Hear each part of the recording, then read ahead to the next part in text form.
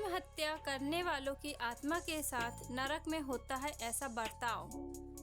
गरुड़ पुराण ये एक ऐसा ग्रंथ है जो मनुष्य के कर्म और उसके आधार पर मिलने वाले अच्छे और बुरे परिणामों को बताता है। गरुड़ पुराण एक ऐसा धार्मिक ग्रंथ है जिसमें मृत्यु के बाद आत्मा के साथ क्या होता है उसका वर्णन किया गया है। ये पुराण मनुष्य को अच्छे कर्म करते हुए जीवन जीने की सलाह देता है। साथ ही ये भी बताया है कि अधर्म या पाप कर्म करने वालों के लिए ईश्वर ने क्या दंड निर्धारित किया है। गरुड़ पुराण में भगवान विष्णु की भक्ति और उन्हें प्रसन्न करने वाले शुभ कर्मों का भी वर्णन किया गया है। इस ग्रंथ में पाप कर्म के अनुसार उसके दंड का भी वर्णन किया गया है। इन्हीं में से एक है आत्महत्या। आत्महत्या एक महापाप की श्रेणी में आता है। ईश्वर द्वारा दिए गए अमूल्य मानव जीवन को नुकसान पहुंचाकर आत्मदाह करने वाले को पापी माना गया है। ऐसे लोगों की अकाल मृत्यु होने के बाद बुरी दशा होती है। गरुड़ पुराण में आत्महत्या करने वालों के साथ नरक में क्या बर्ताव किया जाता है।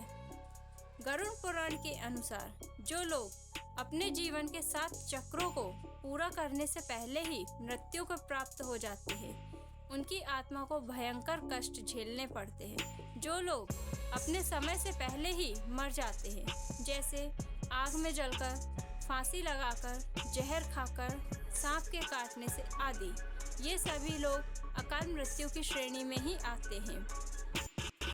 मनुष्य शरीर आसानी से नहीं मिलता। जीव को मनुष्य शरीर पाने के लिए 84 लाख योनियों में भटकना पड़ता है, तब जाकर ईश्वर कृपा कर उसे मनुष्य शरीर प्रदान करते हैं। ऐसे अनमोल शरीर को नष्ट करने पर उस पापी को बहुत पीड़ा भोगनी पड़ती है।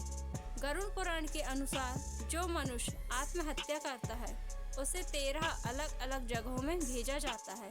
साथ ही उसे 7 नरकों में से सबसे भयंकर नरक में 60 साल बिताने पड़ते हैं। गरुड़ पुराण के अनुसार मृत्यु के बाद 30 या 40 दिन के भीतर आत्मा नया शरीर ले लेती है, परंतु जिन मनुष्य ने आत्महत्या की है वह आत्माएं अनिश्चित काल तक भटकती रहती हैं।